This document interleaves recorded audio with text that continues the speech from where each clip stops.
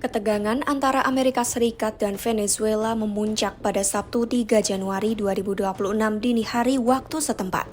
Serangkaian ledakan mengguncang Caracas, disertai operasi militer AS yang berujung pada penangkapan Presiden Venezuela, Nicolas Maduro, dan istrinya, Cilia Flores.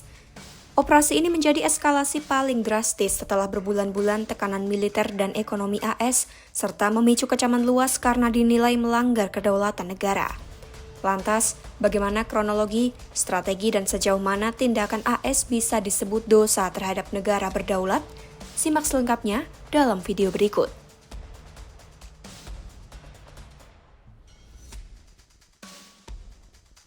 Berdasarkan laporan Sky News, ledakan terdengar di berbagai titik di Caracas pada pukul 2 dini hari, diiringi suara pesawat terbang rendah di atas kota. Saksi mata melaporkan asap membumbung dari hanggar di pangkalan militer Caracas. Warga berlari ke jalanan, sementara beberapa orang merekam kejadian dan mengunggahnya ke media sosial. Pemerintah Venezuela menyebut serangan juga terjadi di negara bagian Miranda, Aragua, dan La Guaira. Operasi militer tersebut diperkirakan berlangsung selama 30 menit. Badan Penerbangan Federal AS (FAA) kemudian mengeluarkan larangan penerbangan di atas wilayah Venezuela. Langkah ini diambil karena situasi dinilai berbahaya akibat aktivitas militer yang sedang berlangsung. Melalui media sosial Truth Social, Presiden AS Donald Trump mengumumkan penangkapan Nicolas Maduro. Ia menyebut AS berhasil melakukan serangan besar-besaran ke Venezuela hingga menangkap Maduro dan istrinya yang kemudian diterbangkan keluar dari negara mereka. Trump menambahkan, operasi ini merupakan kerjasama militer dan aparat penegak hukum AS dan akan ada rincian lanjutan segera.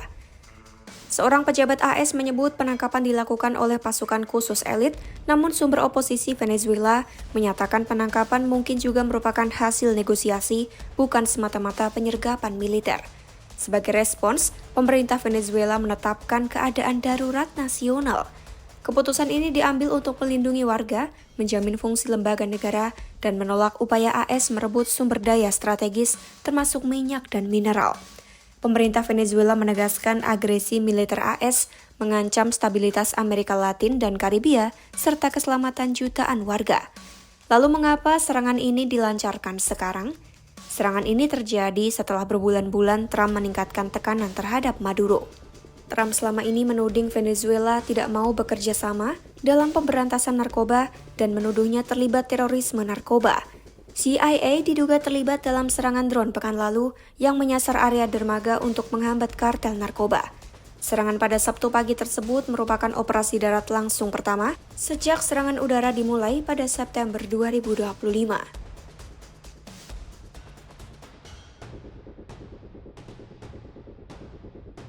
Melansir BBC News, selama berbulan-bulan, Badan Intelijen AS telah memantau gerak-gerik Maduro. Sebuah tim kecil yang termasuk informan di dalam pemerintahan Venezuela mengamati rutinitas Maduro, mulai dari tidur, makanan, pakaian, hingga hewan peliharaannya. Pada awal Desember 2025, rencana untuk misi rahasia yang disebut Operasi Absolute Resolve selesai disiapkan. Operasi ini dilatih berbulan-bulan, termasuk membuat replika rumah Maduro di Caracas untuk melatih pasukan elit AS menyergap. Rencana itu yang disebut intervensi militer paling besar di Amerika Latin sejak Perang Dingin dijaga sangat rahasia. Kongres AS tidak diberitahu dan para pejabat militer hanya menunggu waktu yang tepat untuk melancarkan operasi.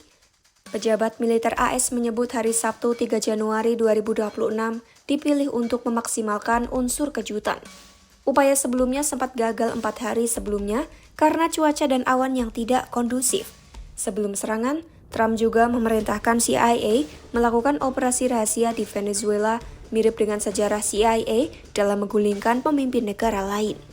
Perintah Trump untuk memulai misi datang pada pukul 22:46 waktu pantai timur AS dengan aliran listrik di Caracas dipadamkan sebelum misi dimulai. Trump sendiri tidak mengawasi dari Situation Room di Gedung Putih, melainkan dari Klub Mar-a-Lago di Florida dengan Direktur CIA dan Menteri Luar Negeri. Operasi gabungan udara, darat, dan laut pun berlangsung selama 2 jam 20 menit dengan tingkat ketelitian yang tinggi.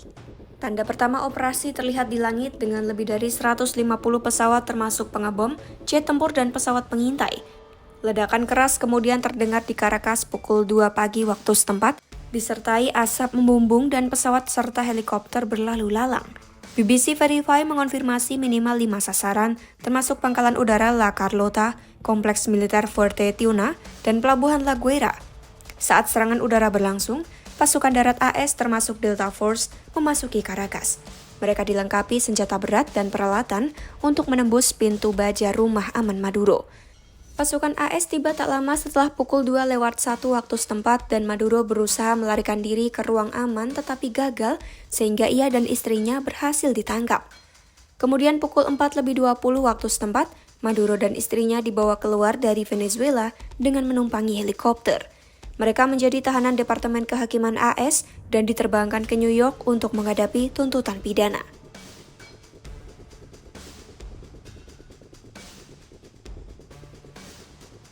Aksi militer ini pun menuai kecaman dari sejumlah pihak. Beberapa jam setelah serangan AS, Wakil Presiden Venezuela, Delcy Rodriguez, menegaskan Maduro masih presiden sah Venezuela. Ia menyerukan pemerintah Venezuela siap membela negara dan mengecam tindakan AS, serta mengimbau warga untuk tetap tenang. Dewan Pertahanan Negara Venezuela juga telah diaktifkan dan Venezuela terbuka untuk dialog hukum. Mahkamah Agung Venezuela pun memutuskan Delcy Rodriguez mengambil alih peran Maduro sementara untuk menjamin kelanjutan pemerintahan dan pertahanan negara.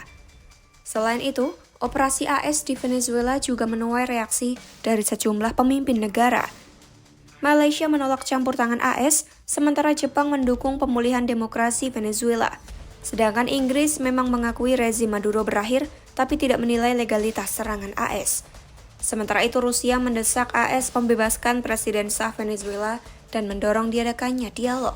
Rival AS, China, mengecam penggunaan kekuatan dan meminta AS menghormati hukum internasional. Senada, Brazil juga menyebut serangan AS melanggar kedaulatan Venezuela. Perserikatan Bangsa-Bangsa (PBB) juga menyatakan keprihatinan dan memperingatkan adanya presiden berbahaya sambil mendesak agar AS menghormati hukum internasional. Uni Eropa sendiri menilai Maduro tidak memiliki legitimasi, namun menegaskan agar semua pihak menghormati hukum internasional.